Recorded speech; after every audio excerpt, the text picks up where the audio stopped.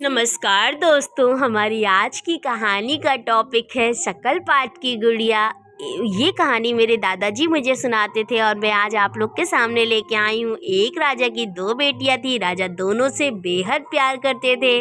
दोनों बेटियों को राजमहल में एक गुरुजी पढ़ाने आते थे। गुरुजी बड़ी बेटी को कहते थे बैठो बेटी शाबाश, और छोटी बेटी को बैठो बेटी कमबख्त। तो ये बात वो रोज करते थे और ये बात दोनों बहनों को बहुत बुरी लगती थी। एक दिन दोनों बहनों ने जाकर ये बात अपने पिताजी को बताई। तो राजा ने गुरुजी को बुलाया और उनसे पूछा कि आप ऐसा क्यों कहते हो।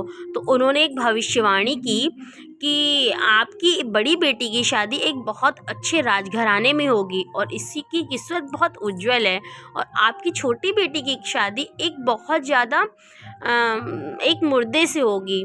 तो राजा को उसकी ये बात, गुरुजी की ये भविष्यवाणी बहुत बुरी लगती है। वो तुरंत गुरुजी को कारावास में डलवा देते हैं। उनसे कहते हैं अगर आपकी ये बात सच हुई तो हम आपको रिहा कर देंगे, और अगर आपकी इस बात गलत हुई तो हम आपकी गर्दन को कटवा देंगे।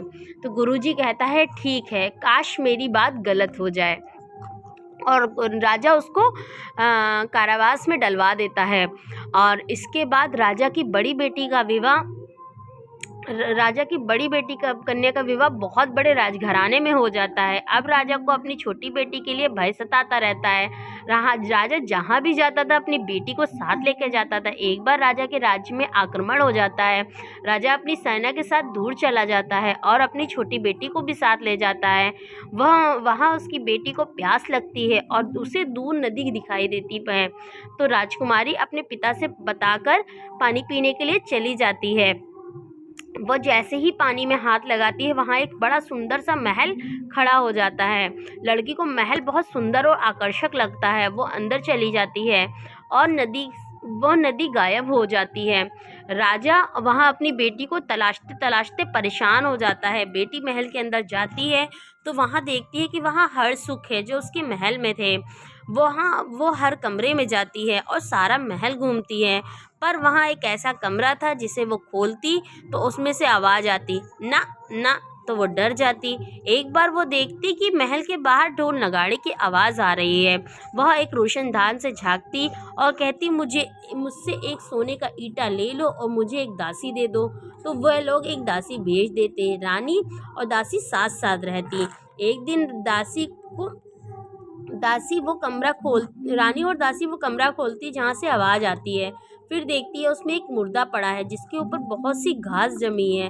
रानी सारी घास निकालती। इतने में ही रानी को प्यास लगती और वो पानी पीने जाती। बाकी की घास दासी निकाल देती और मुर्दा जिंदा हो जाता। वो जैसे ही जिंदा होता दासी से कहता कि तुम ही मेरी रानी हो। मुझे किसी ने श्राप दिया था जिसकी वजह से मैं बहुत टाइम से यहाँ पड़ा हूँ। श्राप के बाद मैंने माफ़ी जब साधु से मांगी थी तो उन्होंने कहा था कि राजकुमारी तुम्हारे पास खुद चल के आएगी, वह तुम्हें जीवन दान देगी, वही तुम्हारी रानी होगी। रानी ये सब सुन रही थी कि वह दासी को अपनी रानी मान रहा है, तो वो चुप रही और दासी खुद रानी बन गई और राजकुमारी को दासी बना दिया। एक दिन राजा बाहर राज्य में कहीं जा रहे थे तो राजकुमारी से कहते हैं कि दासी तुम्हें भी कुछ मंगाना है तो मुझे बता दो, मैं ले आऊँ। राजकुमारी उसे बोलती है कि मुझे शकल पाठ की गुड़िया ला के दीजिए। तो वो बोलते हैं ठीक है। राजा एक गांव में उसके लिए शकल पाठ की गुड़िया लेकर आते हैं। तो वह राजकुमारी उस गुड़िया को देखकर बहुत रोती है। राजा को थोड़ा सा अजीब लगता है। एक दिन राजकुमारी गुड़िया से पूछती है तुम्हारा ये हाल कैसा हो। एक दिन गुड़िया राजकुमारी से पूछती है तुम्हारा ये हाल कैसे हुआ। तो राजकुमारी बोली एक ईट दिन दासी ली ना, वो दासी मैं रानी, मैं दासी वो रानी। फिर राजकुमार को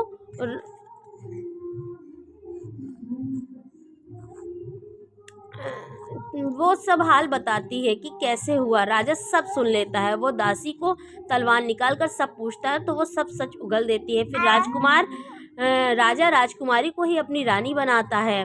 तब राजा से पूछती है कि आपको ये गुड़िया कहाँ से मिली है, किस राज्य से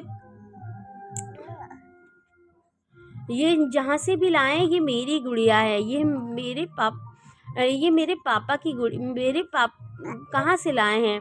तब राजा को पता चलता है कि ये उसके पापा हैं, अपना सामान बेच के गुजारा कर रहे हैं, जिसका सारा राजपाट लूट गया है। तब राजा अपनी रानी के पिता का राजपाट वापस दिलाता है। फिर लड़की के पिता महल में के कारावास में जाकर गुरु जी से माफ़ी मांगते हैं, उन्हें रिहा करा देते हैं और राजा की दोनों बेटियां खुशी खुशी अपना जीवन व्यतीत करती हैं। अगर आपको हमारी कहानी अच्छी लगी है तो प्लीज़ मेरे चैनल को सब्सक्राइब और वीडियो को लाइक करना ना भूलें। Thank you for watching and keep supporting. Bye bye.